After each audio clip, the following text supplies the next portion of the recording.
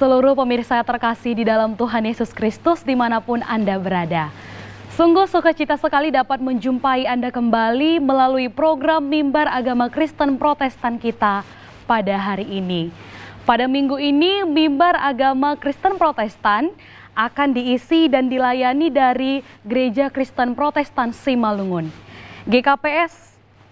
GKPS Semayang, Resort Binjai, Distrik 4.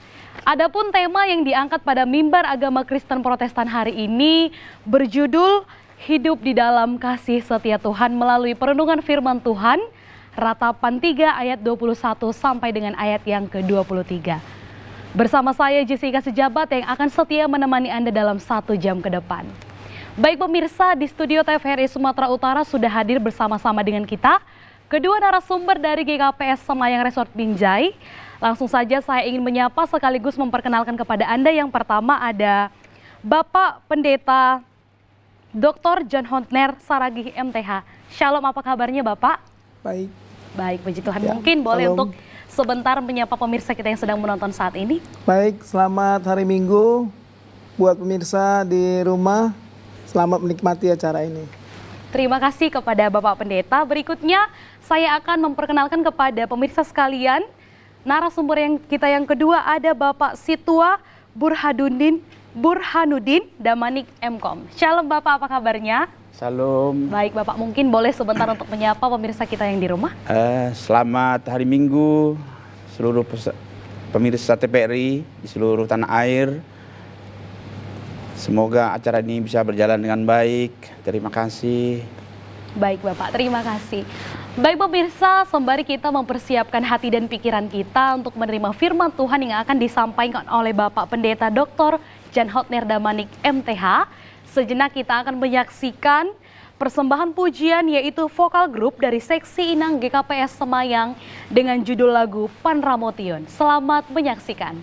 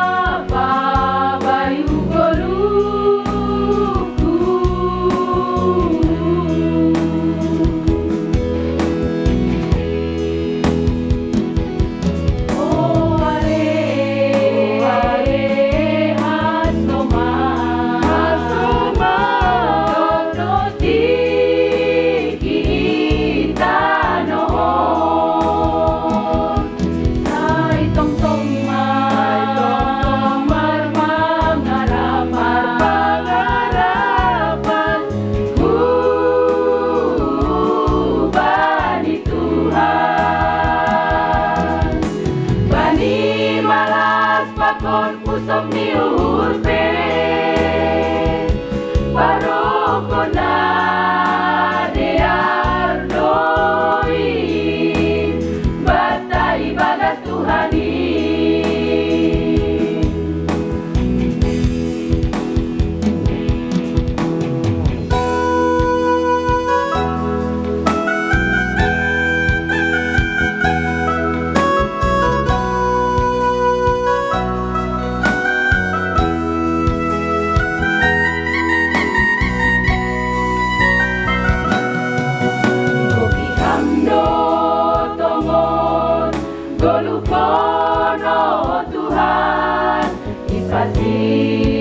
sirham do buatku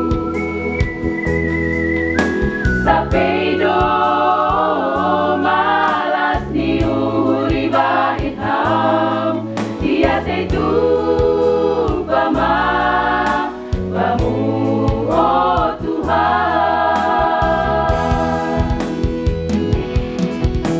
pandramo tion bubaku oh Tuhan tong doin bani gadung panora maron kerjana por saya mahu bangun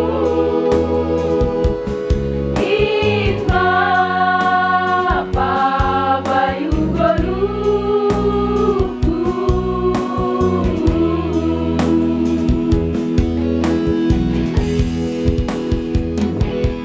Oh ale hasoma hasoma dono tiki tanohon Hai tong tomar pangarapan ku bani Tuhan bani malas pakon pusok ni urpe parokona deardoi batai bagas Tuhani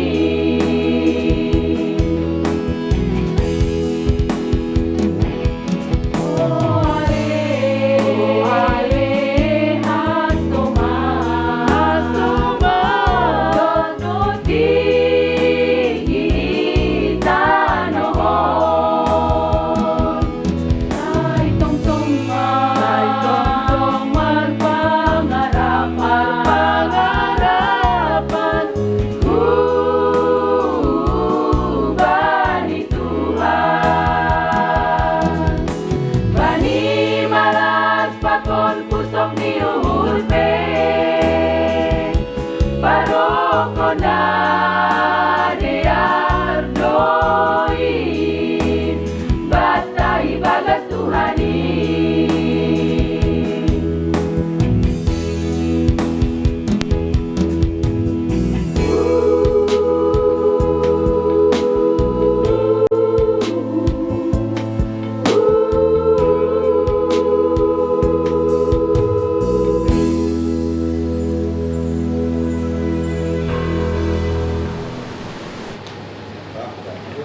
Baik, pemirsa yang di rumah, sebelum kita mendengarkan firman Tuhan, marilah kita bersama-sama bersatu dalam doa.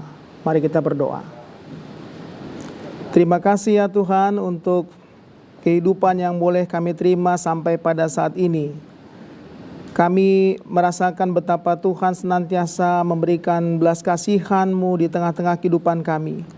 Sebentar kami akan mendengarkan firman-Mu, biarlah Roh Kudus-Mu yang mengajari kami untuk memahami firman-Mu menjadi pengharapan yang baru bagi kami untuk menjalani kehidupan ini. Kami sudah siap untuk mendengarkan firman-Mu. Berfirmanlah Tuhan atas kami pada saat ini. Dalam Yesus Kristus kami berdoa. Amin. Baik, pemirsa yang di rumah, kita akan mendengarkan firman Tuhan yang saya ambil dari Kitab Ratapan pasal yang ketiga, ayat yang ke-21 sampai dengan ayat yang ke-23.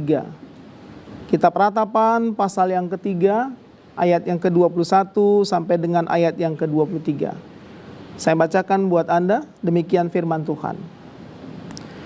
Tetapi inilah yang kuperhatikan, sebab itu aku berharap tak berkesudahan kasih setia Tuhan, tak habis-habisnya rahmat-Nya, selalu baru tiap pagi, besar kesetiaan-Mu. Sampai di situ firman Tuhan.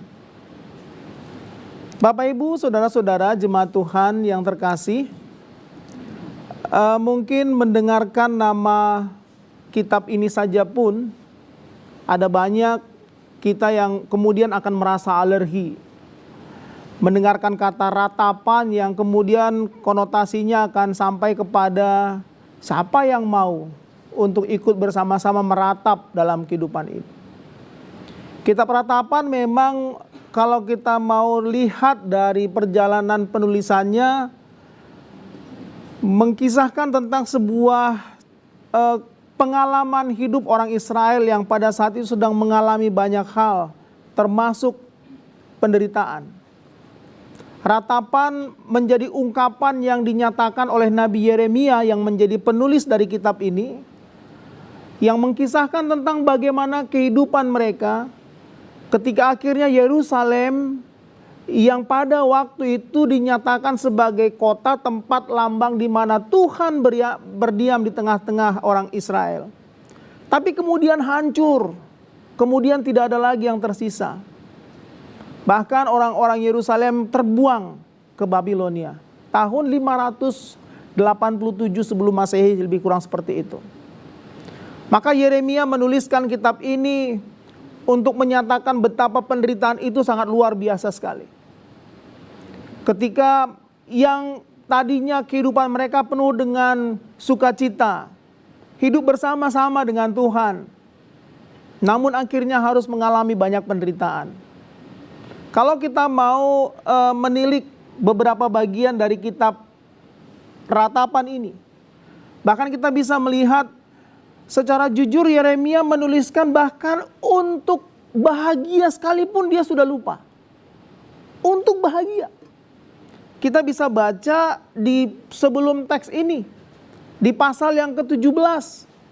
Ayat yang ke-17 maksud saya. Di mana Yeremia menuliskan bahwa aku lupa akan kebahagiaan. Seperti apa kebahagiaan? Ini semua karena begitu besarnya penderitaan yang dialami oleh bangsa itu. Lalu dituliskan dan kemudian direfleksikan melalui tulisan ini. Bapak Ibu saudara-saudara yang terkasih, pemirsa TVRI. Tapi di balik semua itu, kita justru belajar dari apa yang oleh Nabi Yeremia tuliskan melalui kitab ratapan ini.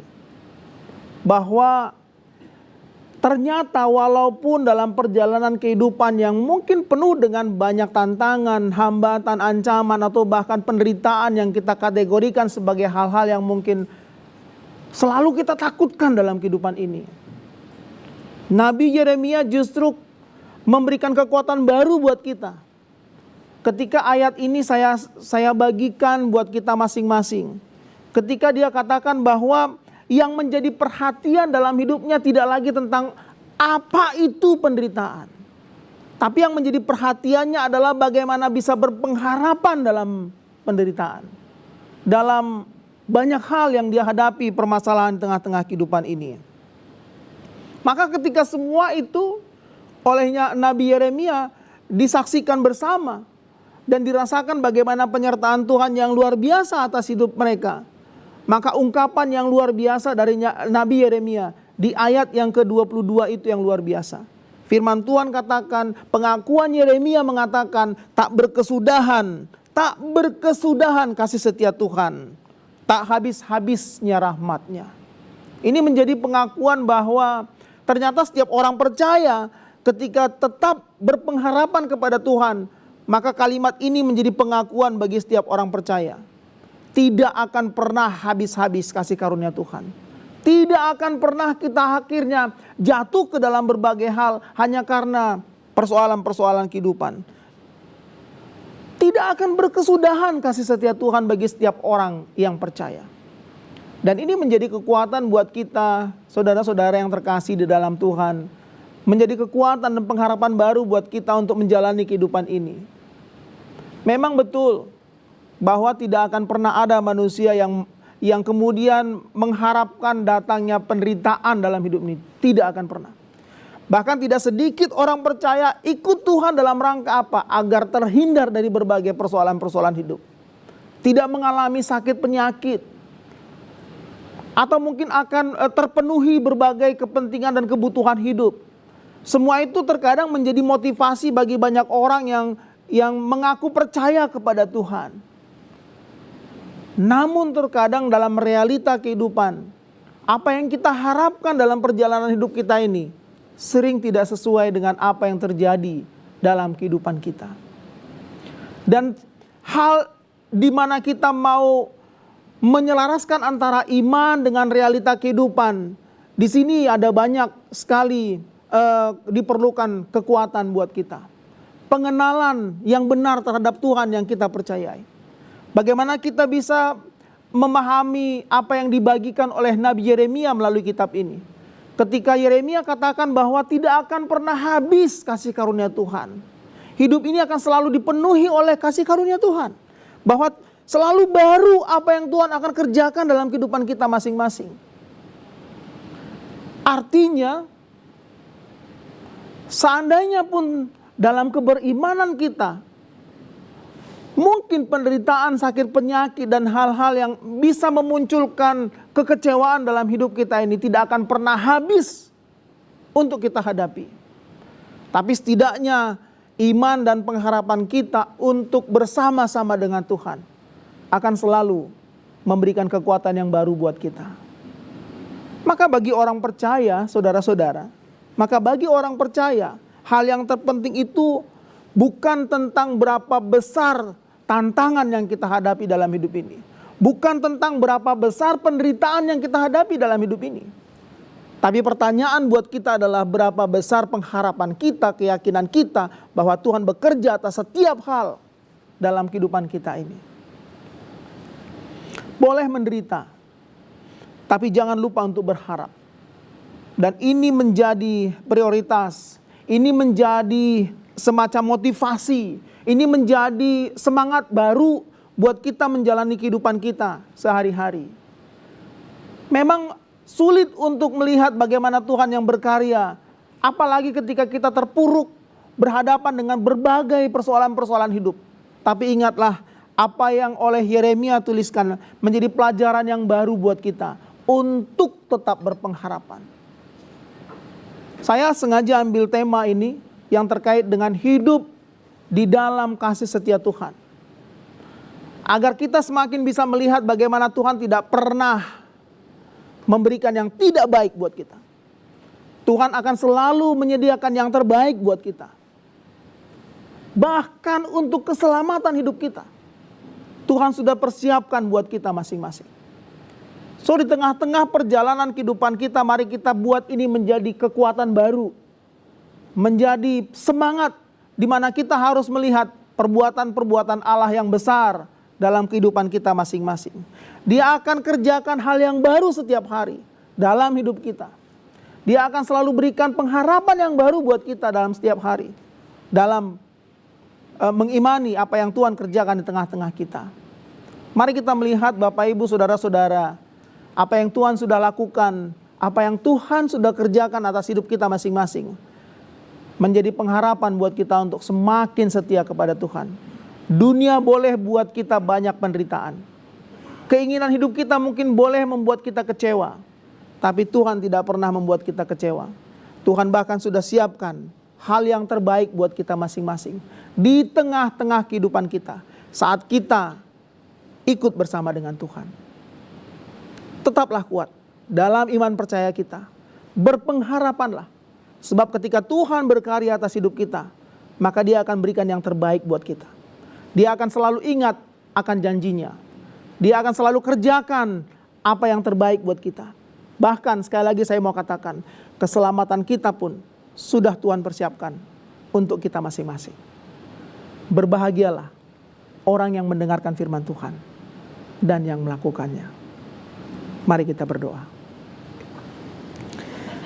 Terima kasih ya Tuhan untuk firman-Mu yang boleh kami terima. Kami akan tetap berharap, kami akan tetap berkeyakinan bahwa Tuhanlah Allah kami yang senantiasa memberikan yang terbaik bagi kami.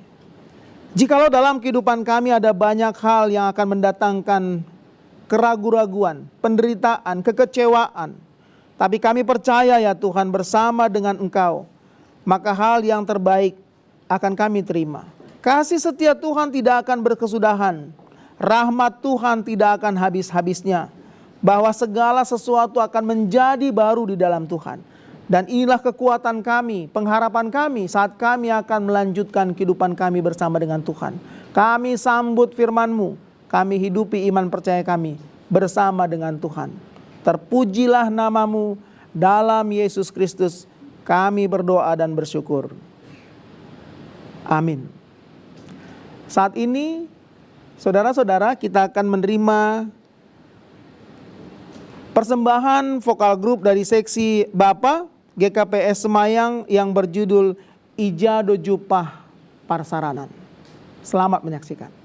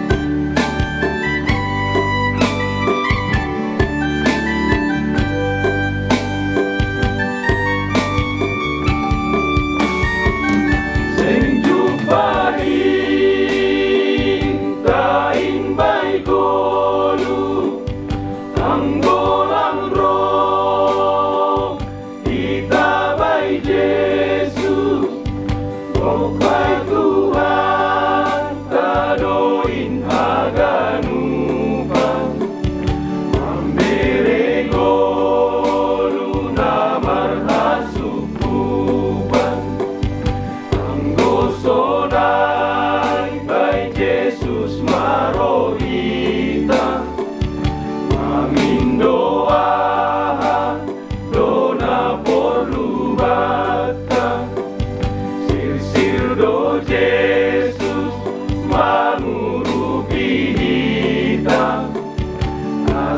Salma ia tong parsuhu tanta sir do Jesus mangurupi hita Salma ia tong parsuhu tanta.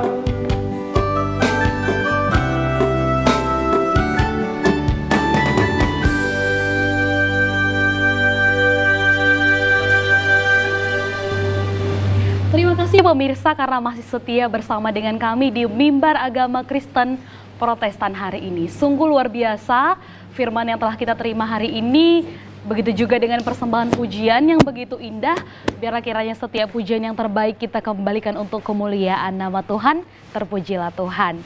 Baik pemirsa, sekarang tiba saatnya kita akan berdiskusi langsung dengan kedua narasumber kita dari GKPS Semayang untuk membahas lebih lanjut tentang topik tema kita hari ini, tentang hidup dalam kasih setia Tuhan. Baik Bapak Pendeta dan Amang Porhanger, terkait dengan khotbah yang sudah disampaikan tadi kepada kita, ada beberapa hal yang ingin saya tanyakan. Langsung saja saya akan membuka pertanyaan yang pertama kepada Bapak Pendeta. Bapak Pendeta, seperti yang sudah disampaikan tadi, kita juga mengetahui bahwa Nabi Yeremia adalah saksi melihat murka Tuhan dalam khotbah ini. Apa yang melatar belakangi Nabi Yeremia menyatakan hal tersebut? Silakan Bapak. Iya, baik. Terima kasih untuk Saudari Jessica, saudara-saudara pemirsa TVRI yang ikut dalam acara Mimbar Agama Kristen ini. Saya mau katakan sedikit tentang mengapa Nabi Yeremia mengatakan yang seperti ini yang tertulis dalam kitab Ratapan ini. Sebenarnya ini terkait dengan refleksi atau evaluasi dari keberadaan bangsa Israel pada waktu itu yang sebenarnya mengalami hukuman.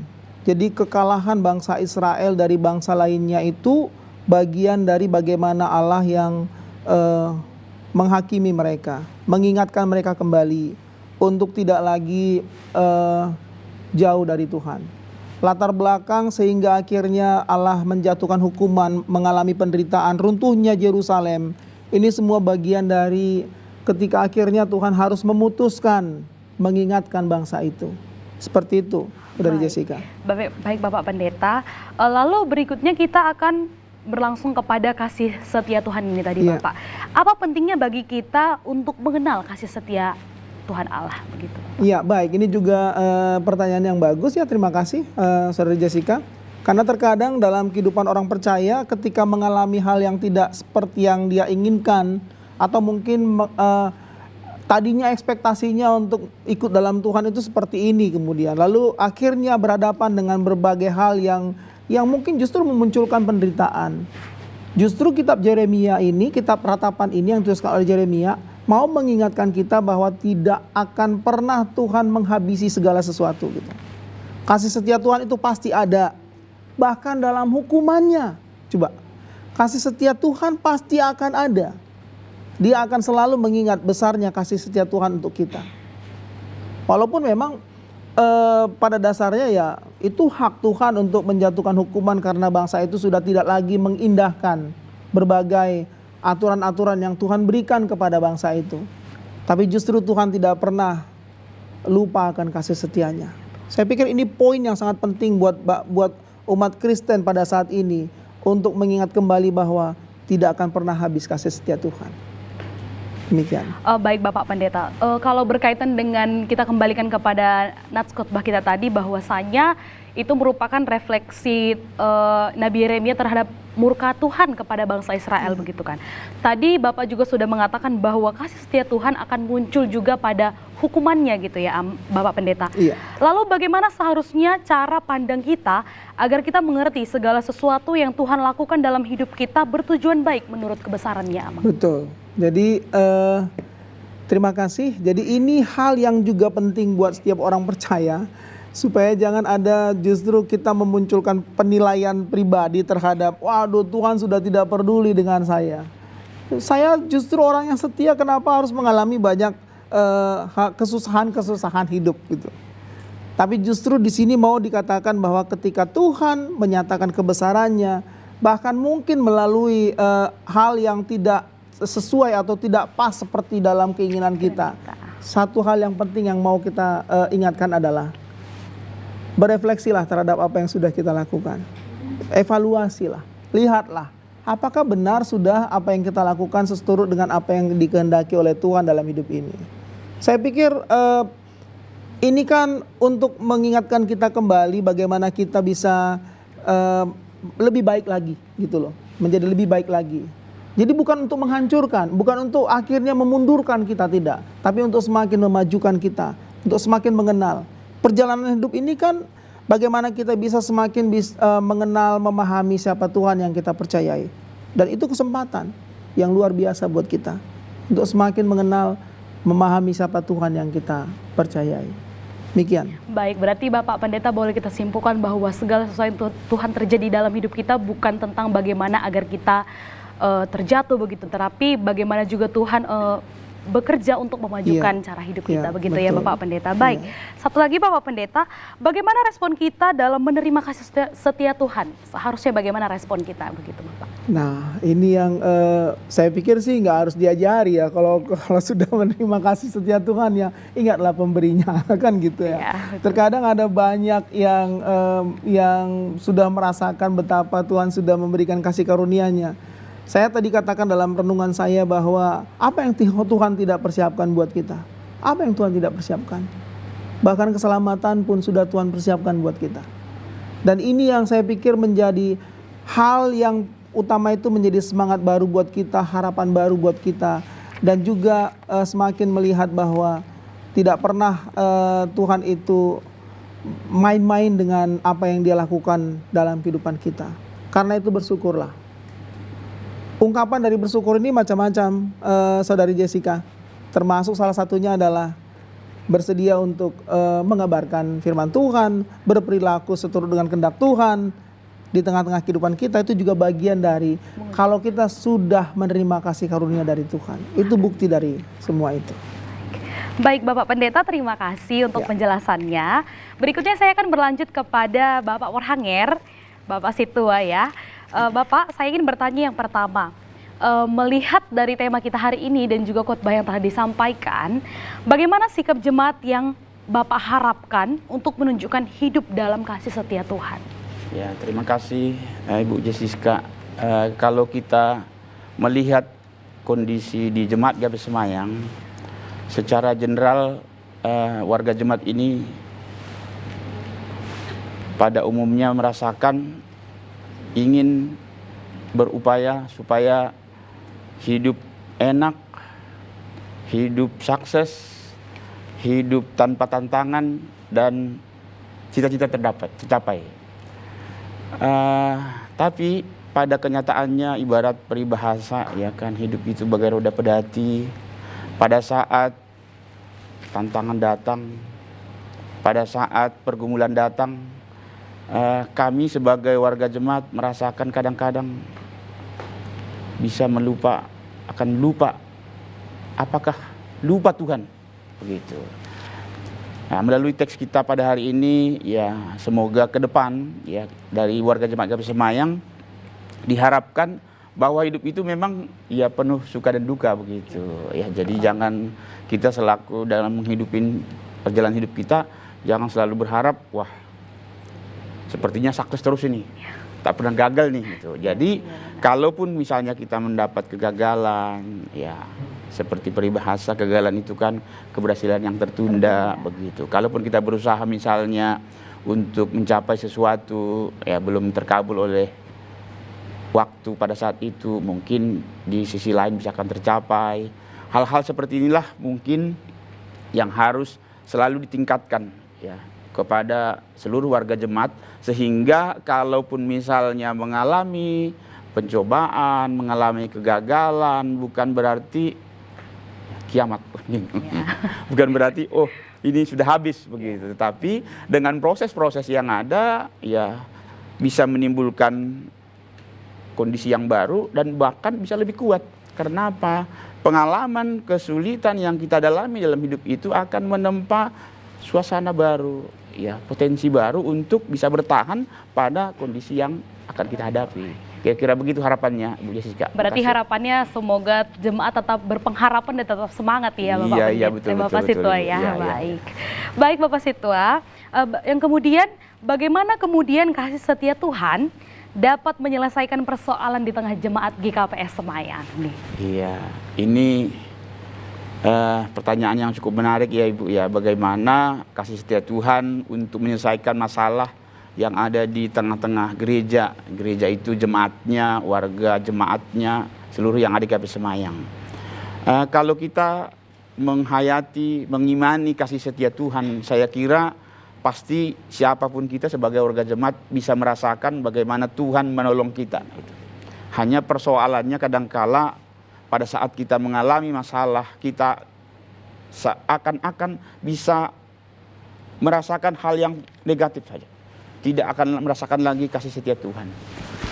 Pasti kalau kita sebagai warga jemaat bisa merasakan kasih setia Tuhan, segala masalah yang ada, baik di tengah keluarga, di tengah gereja, pelayanan, pasti kita akan bisa berjalan dengan baik begitu. Karena Tuhan pasti akan memampukan kita.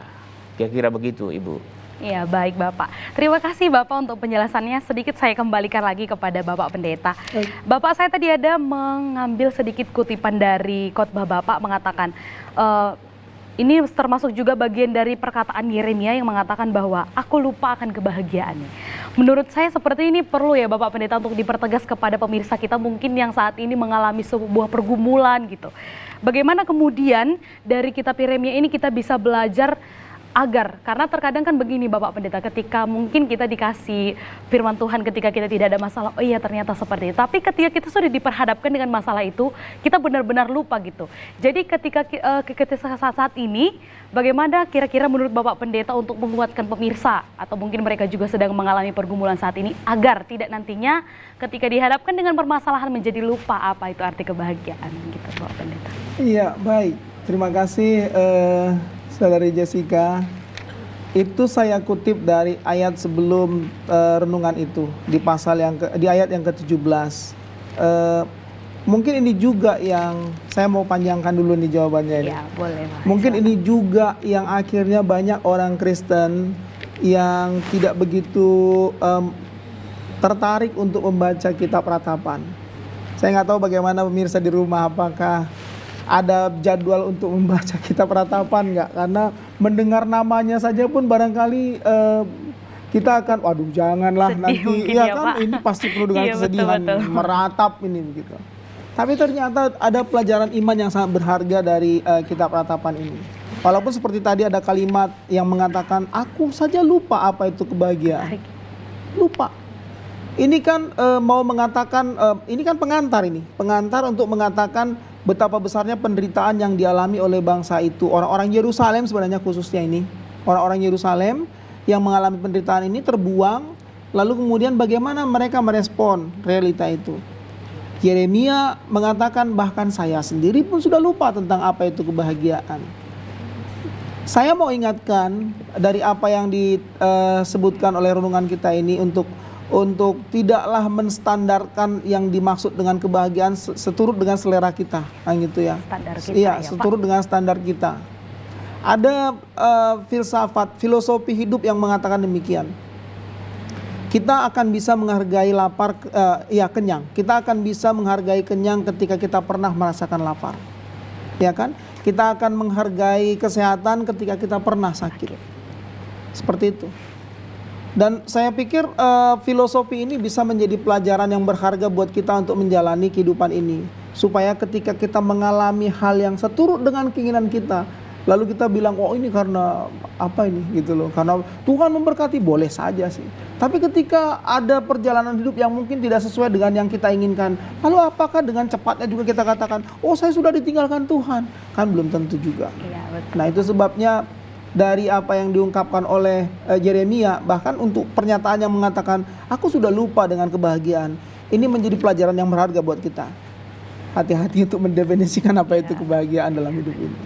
Demikian. Oke Saudara Bapak, Jessica. sedikit lagi masih menyambung dari sini tadi Pak. Ya. Mengapa kita perlu berharap pada kasih setia dan pertolongan Tuhan? Iya, dan ini saya pikir menjadi kunci dari setiap perjalanan hidup orang percaya. So jangan pernah berharap kepada kekuatan kita. Jangan pernah berharap kepada orang yang ada di dekat kita. Jangan pernah berharap kepada apa yang ada dalam isi kantong kita. Jangan pernah berharap terhadap itu. Tapi berharaplah terhadap kasih karunia Tuhan. Sebab hanya itu saja yang bisa memampukan kita untuk bisa berjalan. Bahkan sampai pada saat ini bersama-sama dengan Tuhan. Nanti Anda akan kecewa kalau Anda berharap kepada kemampuan kita, kepada kepintaran kita, kepada apa yang ada dalam diri kita. Kita tidak akan menerima apa yang terbaik. Sebab yang ada di sini kan hanya yang fana saja. Tapi ketika Tuhan sudah melakukan yang terbaik buat kita, maka yang terbaik itu akan kita terima. Seperti yang saya katakan, berulang-ulang saya katakan, bahkan keselamatan pun Tuhan sudah persiapkan untuk kita masing-masing. Demikian. Baik Bapak, terima kasih untuk penjelasannya dalam hal ini. Saya kembalikan lagi kepada Bapak Situa, Bapak Porhanger. Bapak, adakah program yang mendukung, program gereja yang mendukung dengan tema kita hari ini, yaitu hidup di dalam kasih setia Tuhan? Oke, terima kasih Ibu. Jadi GKPS Semayang itu mengadopsi dari Tritugas Panggilan Gereja, ya, bersekutu, bersaksi dan melayani. Jadi yang berkaitan dengan tema kita ini, hidup dalam kasih Tuhan, kami itu ada membentuk 4 kategori pelayanan. Itu jadi satu bidang sosial, satu bidang pendidikan, satu bidang kesehatan, dan satu bidang ekonomi. Jadi pelayanan khusus ini sudah dibentuk di Gereja GKPS Semayang. Untuk bidang sosial ini untuk mengayomi atau memberikan pelayanan jika jemaat itu ada yang dalam keadaan duka cita. Dan juga kalau ada yang sukacita, ada yang berpesta dan lain-lain. Itu. Sedangkan dari dunia pendidikan, kita itu mempersiapkan anggota jemaat mulai dari anak-anak melalui kategori sekolah minggu, memberikan kegiatan informasi tentang pendidikan, dan bahkan kita mempersiapkan ibadah-ibadah dalam penyambutan ujian, informasi tentang proses pendidikan, bagaimana saat ini anak-anak ini memang harus diperkenalkan ya dengan menggunakan teknologi, karena seluruh proses pendidikan itu kan beradaptasi dengan teknologi, mulai dari mendaftar, proses ujian, proses pendidikan, dan lain-lain begitu. Baru yang berkaitan dengan kesehatan, di kita itu di kaum ibu ada kegiatan untuk senam ya, dan ada juga ceramah-ceramah yang berkaitan dengan informasi kesehatan. Sedangkan di bidang ekonomi, di kami itu mengadakan CU begitu. Tapi ini memang belum berjalan semestinya, tapi di jemaat kami itu sudah direncanakan bagaimana jemaat itu memiliki program untuk mengadakan tabungan di CU begitu. Jadi 4 program inilah yang saya kira salah satu wujud ya bahwa gereja itu harus memang melayani begitu. Ya, jadi dia bersekutu, bersaksi dan melayani. Kita melayani secara internal dan bahkan bisa secara eksternal. Kira-kira begitu Ibu Jessica. Baik Pak, berarti itu termasuk juga program yang sangat bagus ya Pak. Semoga memang mungkin yang kedepannya yang belum terjadi, semoga bisa terlaksana dengan baik ya Pak. Lalu Pak, mengenai tentang pelayanan di gereja, bagaimana keadaan pelayanan gereja saat ini Pak di GKPS Semayang? Ya, terima kasih Bu. Pelayanan di Gereja GKPS Semayang itu mulai yang pertama kategorial sekolah minggu. Jadi anak-anak sekolah minggu ini kami beribadah setiap hari Minggu di tempat gedung yang berbeda dengan gereja, karena memang GKPS Semayang itu memiliki gedung sekolah minggu, dan kira-kira anak-anak sekolah minggu sekarang berjumlah lebih kurang ada 80 anak begitu yang dilayani oleh guru sekolah minggu sekitar ada 8 orang begitu. Baru pelayanan untuk kategorial pemuda. Ya, kalau di KPS namanya seksi nama Poso itu. Jadi ini pelayanannya bagi warga pemuda dan nama Poso, dan mereka itu ada pertemuan ibadah sekali dalam seminggu, latihan vokal grup, terus ada juga kegiatan-kegiatan yang berkaitan dengan pembinaan mental mereka itu. Baru ada seksi Inang ya, di KPS namanya si Inang. Ini rutin mengadakan pertemuan setiap hari Senin yang ibadah, ceramah, pembinaan yang berkaitan dengan bagaimana harapan bagi seorang ibu ya, seorang inang pada saat ini. Dan yang keempat itu ada seksi bapak ya, kaum bapak. Ini kami mengadakan ibadah itu sekali dalam sebulan, dan ada juga kegiatan-kegiatan yang berkaitan dengan pengembangan kaum bapak begitu. Jadi ibadah di KPS Semayang itu masih ibadah umum sekali dalam seminggu, pada hari Minggu dimulai jam 10 begitu. Sedangkan seksi sekolah minggu dimulai jam 8. Demikian Ibu. Baik Bapak, semoga tetap pelayanan dalam GKPS Semayang ini berjalan dengan baik ya Pak kedepannya. Amin. Baik, terima kasih Bapak. Saya kembalikan lagi kepada Bapak Pendeta. Masih tentang tema kita yang hidup dalam kasih setia Tuhan ini Pak.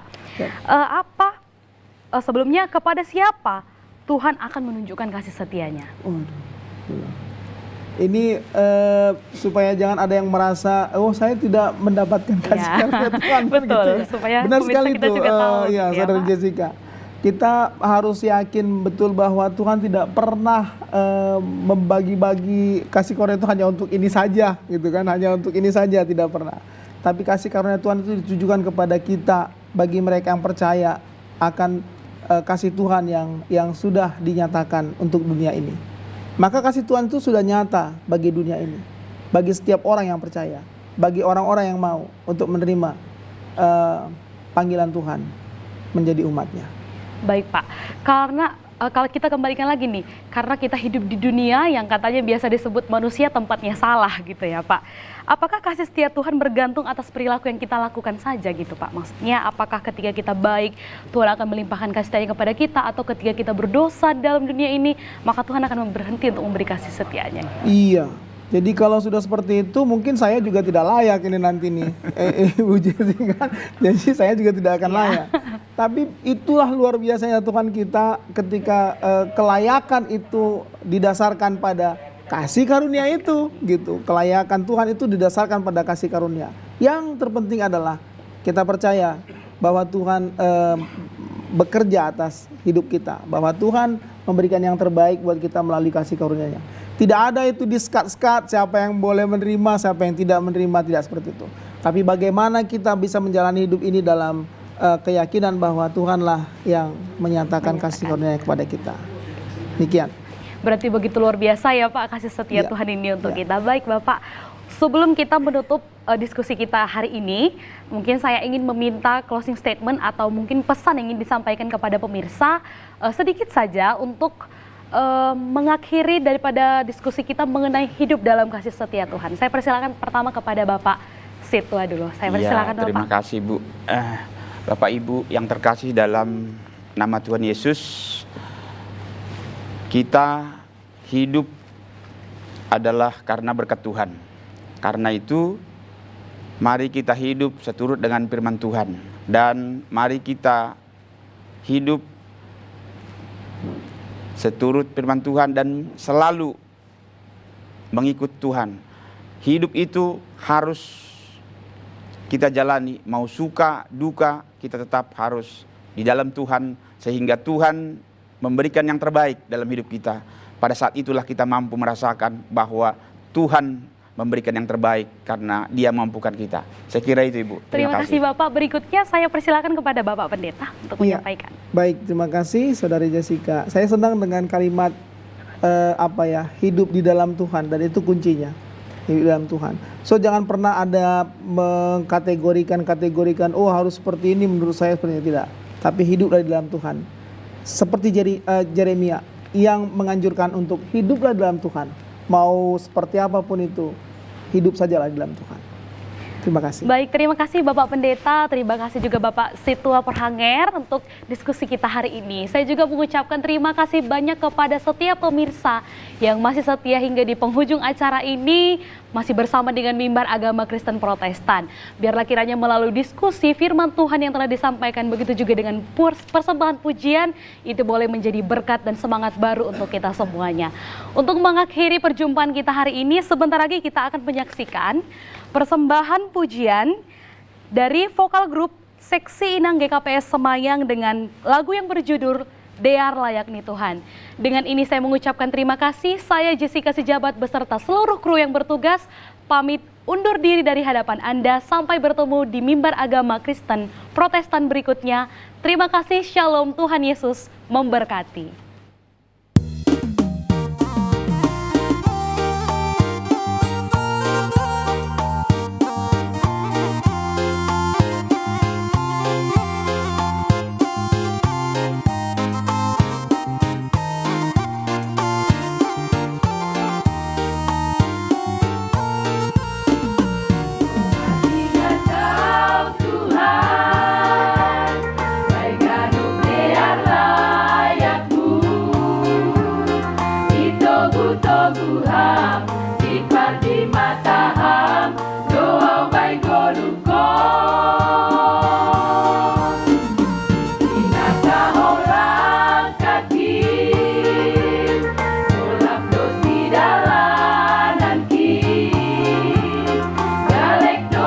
Tuhan